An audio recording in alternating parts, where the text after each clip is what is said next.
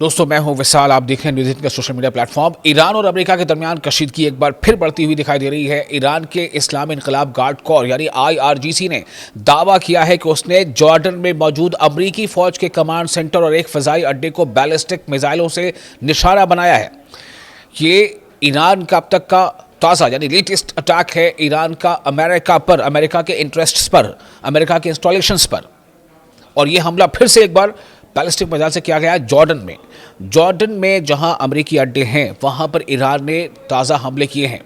हालांकि इस हमले के बाद भी अमेरिका का रिस्पॉन्स सामने आ गया। ईरान का कहना है कि यह कार्रवाई अमेरिकी इक़दामात के जवाब में की गई है। आइए आपको बताते हैं कि इस हमले और इसके मुमकिना असरात के बारे में। IRGC Islamic revolutionary guard corps की एरोस्पेस फोर्स ने बुध की सुबह जारी अपने बयान में कहा था कि उसके जंगजुओं ने जॉर्डन में अमेरिकी फौज के कमांड सेंटर और एयर बेस को मुतअद्दिद बैलिस्टिक मिसाइलों से निशाना बनाया। यानी अब लगातार ये चल रहा है कि अमेरिका अगर हमले कर रहा है ईरान पर तो कह रहा है कि हमने ईरान के हमले के जवाब में हमला किया है। ईरान हमला कर रहा है खित्ते के किसी भी अमेरिकी बेस पे, चाहे वो किसी भी देश में हो, चाहे UAE में या कतर में या बहरीन में या जॉर्डन में, तो ईरान का कहना है कि हमने अमेरिका के हमले के जवाब में हमला किया है। यानी कोई खामोश नहीं बैठना चाहता, कोई पीछे नहीं रहना चाहता। दोनों की अपनी अपनी एक पोजीशन है, एक स्टैंड है, एक इंटरेस्ट है। लेकिन ये सब कुछ साफ इसलिए हो रहा है, इस बारे में कोई दो राय नहीं है कि ये सारी चीज़ें सिर्फ और सिर्फ स्ट्रेट ऑफ हॉर्मुज़ को लेकर हो रही हैं और कोई बड़ी वजह सामने नहीं आ रही है। स्ट्रेट ऑफ हॉर्मुज़ पर कैसे कंट्रोल हो जाए अपना, अमेरिका ये चाहता है। और ईरान बार बार कह चुका है कि दरअसल स्ट्रेट ऑफ हॉर्मुज़ ईरान के नेशनल इंटीग्रिटी, ईरान की सॉवरेनिटी से जुड़ा है और ईरान हर हाल में स्ट्रेट ऑफ हॉर्मुज़ पर अपना कंट्रोल बनाए रखेगा।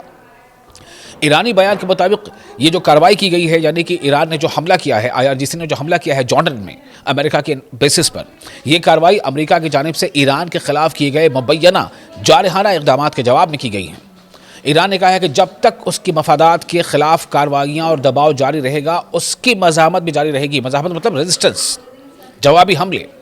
IRGC ने अपने बयान में अमेरिकी हुकाम पर इल्ज़ाम लगाते हुए कहा कि ईरान के मफादात में इंटरवेंशन, मुदाखलत और धमकियों का सिलसिला बंद होना चाहिए। ईरान का मौक़िफ़ है कि 7 अप्रैल के बाद से अमेरिका ने कई बार ईरानी हुदूद और मफादात की खिलाफ वर्जी की है। तेहरान के मुताबिक ये खिलाफ वर्जियाँ उस वक्त भी जारी रहीं जब दोनों कंट्रीज़ के दरमियान पाकिस्तान की सालिसी में, मीडिएशन में एक मफाहमती याददाश्त यानी MOU पर दस्तखत किए गए।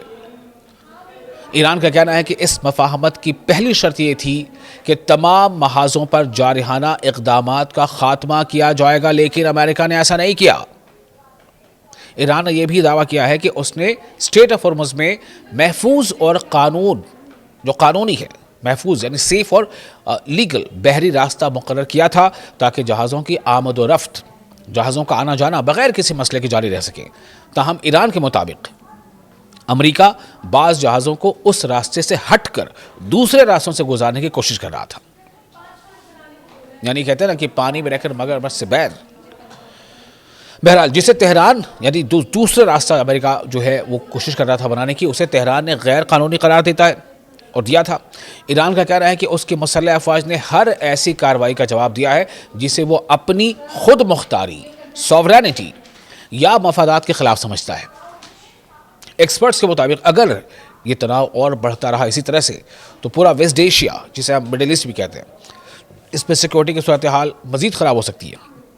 इसके असरात आलमी तेल मंडियों, बहरी तिजारत और ख़ित्ते के इस्तेहकाम पर भी पड़ सकते हैं। स्ट्रेट ऑफ हॉर्मुज़ दुनिया की अहम तरीन बहरी गुजरगाहों में से एक है जहाँ से आलमी तेल की बड़ी मकदार गुजरती है। किसी भी किस्म की कशीदगी न सिर्फ खित्ते बल्कि आलमी मईशत के लिए भी तशवीश का बाइस बन सकती है। फ़िलहाल अमेरिका की जानिब से इस दावे पर बाज़ाब्ता रद्द-ए-अमल सामने नहीं आया है कि वो चाहता क्या है, करना क्या चाहता है। लेकिन ये कुछ रिपोर्ट्स ऐसे ज़रूर आई हैं कि अमेरिका यानी सेंटकॉम ने ईरान पर हमले किए हैं। अब सवाल ये पैदा होता है कि ये हमला जवाबी हमला क्या यही चलता रहेगा?